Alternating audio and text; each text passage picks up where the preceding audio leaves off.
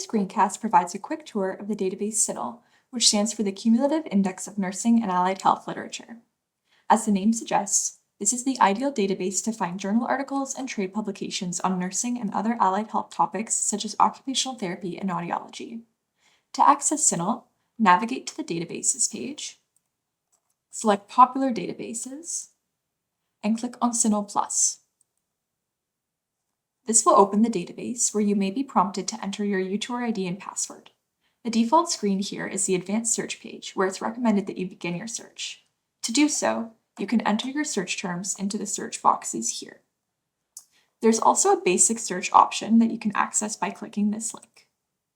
This is not recommended as it does not include many of the helpful features and functions of the Advanced Search page that make your searching more effective. It does, however, offer a natural language search option that some may find helpful.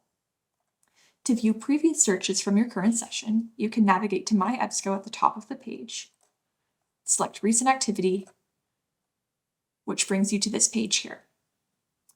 You can also create an account to save your searches by returning to My Ebsco, selecting Create Account, and filling out this form. In the next video, I'll show you how to start searching using CINAHL headings.